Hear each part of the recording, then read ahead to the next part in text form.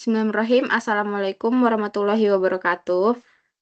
Oke, baik kami, dari kelompok Technopreneurship, yaitu ingin memaparkan mengenai aspek keuangan dalam bisnis plan yang di mana, kelompok kami terdiri dari Raihan Chandra Irawan, Anika Nurmalevi, dan saya sendiri Diana Puspita Perlianti.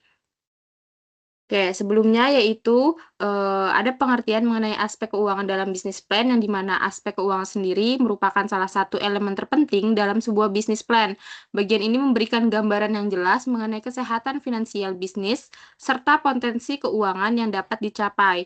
Informasi keuangan yang disajikan secara rinci dan realistis akan memberikan kepercayaan kepada investor, mitra bisnis, dan stakeholder lainnya. Oke, baik selanjutnya ada pemaparan mengenai elemen utama yang dipaparkan oleh teman saya. Oke, baik.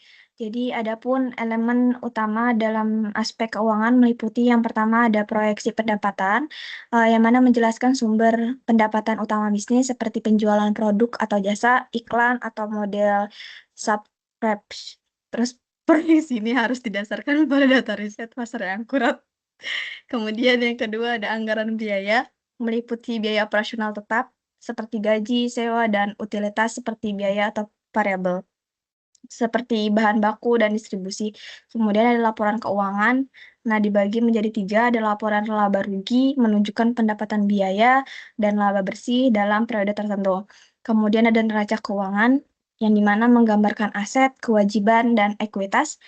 Dan ada arus kas, mengilustrasikan arus masuk dan keluar dana.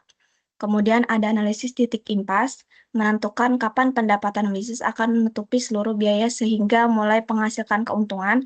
Kemudian ada kebutuhan pendanaan dan sumber modal, menjelaskan kebutuhan modal awal, sumber pendanaan, misalnya investasi pribadi, pinjaman bank, atau modal ventura, serta strategi pengembalian investasi.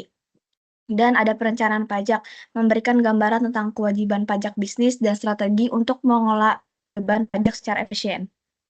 Selanjutnya, next.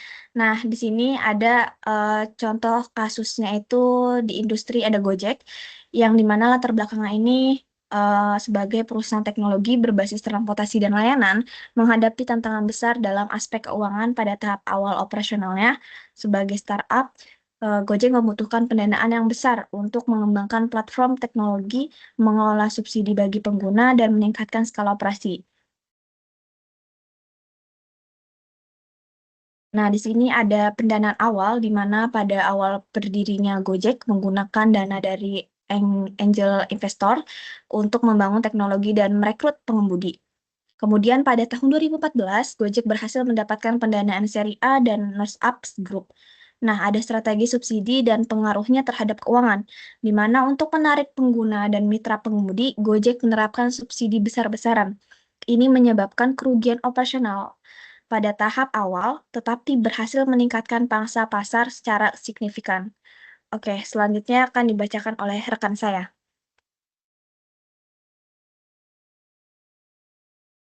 Oke, baik. Selanjutnya, proyeksi pendapatan. Setelah mendapatkan traction yang cukup, Gojek mengalihkan fokus ke layanan lain seperti GoFood dan GoPay. Pendapatan mulai didiversifikasi tidak hanya dari transportasi, tapi juga dari komisi restoran, biaya layanan, dan fee transaksi keuangan. Kemudian pengelolaan arus kas. Gojek menghadapi tantangan dalam menjaga arus kas positif karena tingginya biaya akuisisi pelanggan atau customer acquisition cost. Namun, investasi besar dari perusahaan global seperti Google, Tencent, dan Sequoia Capital membantu menjaga likuiditas.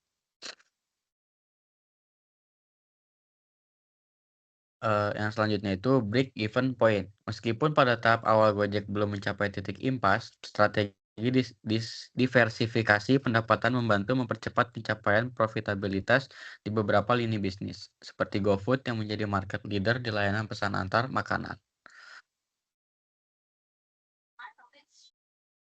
Kesimpulannya, aspek keuangan dalam bisnis plan memegang peran penting dalam menentukan kelayakan dan keberlanjutan suatu usaha.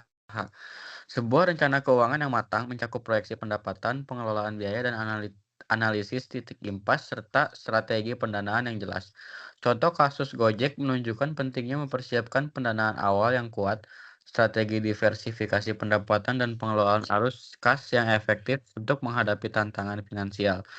Dengan rencana keuangan yang realistis dan terukur, bisnis dapat meningkatkan kepercayaan investor, mengelola risiko, serta menciptakan peluang pertumbuhan yang berkelanjutan di tengah persaingan pasar yang ketat.